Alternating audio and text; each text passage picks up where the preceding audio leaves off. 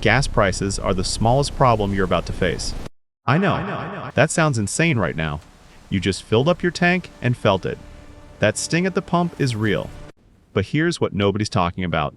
This economy is losing $500 million a day because of what's happening right now. Oil is up over 50%, and the thing that's going to hit your life hardest? It hasn't even arrived yet. There are 5 waves coming. Most people won't see them until it's too late. So here's the mistake everyone's making right now.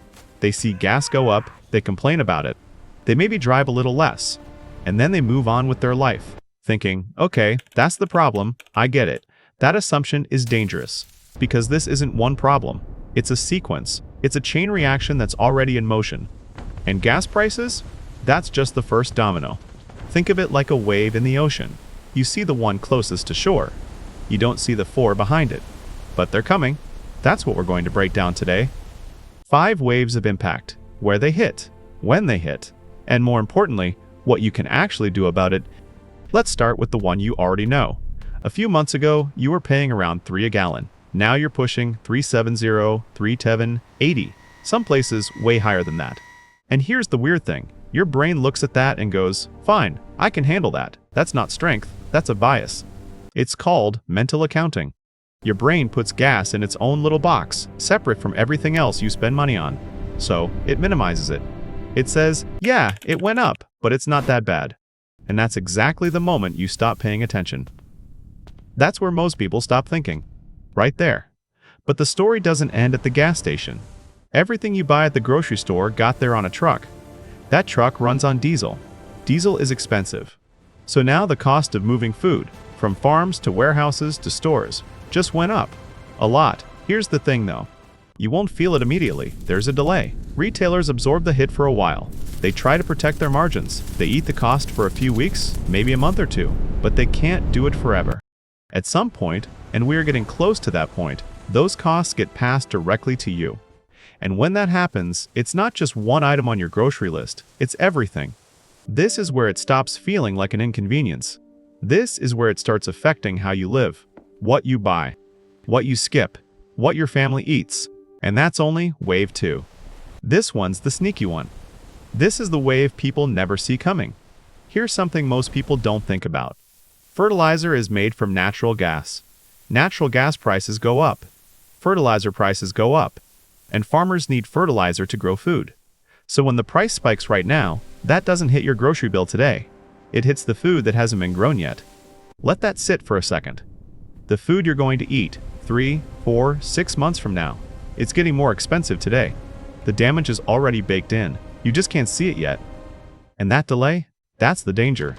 Because when people can't see a problem, they don't prepare for it. They wait. And by the time it shows up on the shelf, it's too late to get ahead of it. Okay, you felt waves 1 and 2. You can't see wave 3 yet.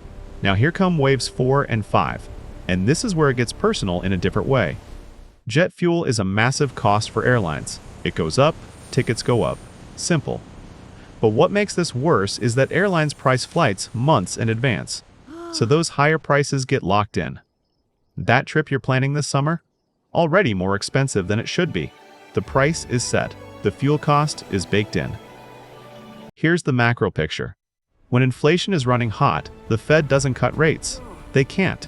And that means borrowing stays expensive.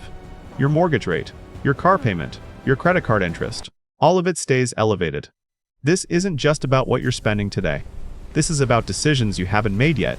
A house you want to buy, a car you need to replace, a business loan you were thinking about. This is where people freeze. They don't know which way to move. And freezing is its own kind of decision, usually the wrong one. Hey, real quick. If this is the first time you've seen all 5 of these waves laid out in one place, do me a favor and hit subscribe.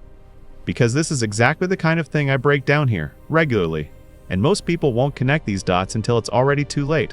Also, drop a comment. Which wave worries you most? Gas? Groceries? Interest rates? I'm genuinely curious where people are feeling it the hardest. Okay, back to it. Because now I want to talk about why most people miss all of this, even when the signs are right in front of them. It's not that people are dumb. That's not it at all. It's that your brain is doing exactly what it was designed to do. When you face a complex threat, something with multiple layers, delayed effects, invisible consequences, your brain simplifies it. It grabs the most visible piece and focuses there. Gas prices. That's the piece everyone grabs. That's called anchoring bias. You anchor to the number you can see, the one at the pump, and everything else kind of blurs out.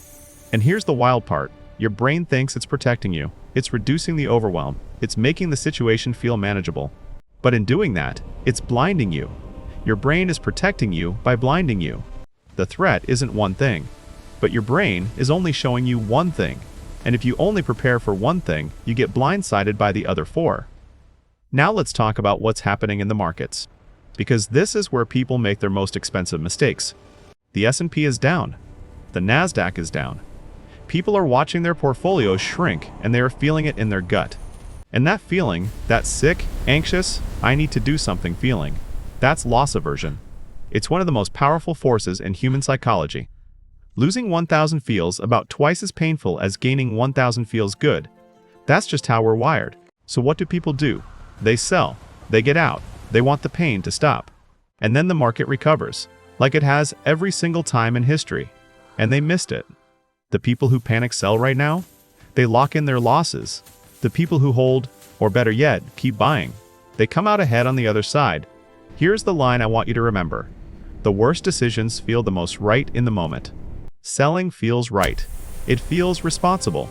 It feels like control. But in a downturn, it's often exactly the wrong move. Let me be honest with you for a second, because I'm not here to scare you, but I'm also not here to sugarcoat it. The worst-case version of what we're watching unfold right now is called stagflation.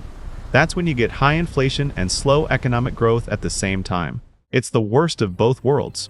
Prices go up, jobs get shaky, and the tools the Fed normally uses to fix one problem make the other problem worse. We've seen this before. The oil shocks of the 1970s. The stagflation recession that followed. It took years to climb out of. I'm not saying that's definitely where we're headed, but I'm saying this isn't hypothetical. This is a real pattern. It has a name, and it's happened before. The people who did okay back then, they saw it coming early. Alright, here's the part that actually matters, because information without action is just stress. 5 moves. Simple. Not easy, but simple. 1. Don't panic sell. If you've got investments, leave them alone. Seriously. 2. Build your emergency fund now, before the waves hit harder. 3 to 6 months of expenses, liquid, accessible. 3. Cut discretionary spending early. Don't wait until you're forced to. Get lean now while it's a choice, not a crisis. 4. Keep investing. If you can dollar cost average right now, buying consistently through the dip, you're setting yourself up for the recovery. 5. Attack high interest debt. Credit card debt at 20% interest is a wealth killer in any environment. In this one, it's brutal. That's it. 5 moves. And here's the thing. Winners in moments like this aren't smarter than everyone else. They're not special. They just move earlier. Look, you found this video. You watched it through. You know what most people don't know yet. You're early. That's your advantage. Don't waste it by freezing. Don't waste it by waiting for it to get worse before you take it seriously. Fear isn't the problem here. Everyone's afraid. The difference is what you do with it. If this helped, subscribe. Because this story isn't over. Not even close. I'll see you in the next one.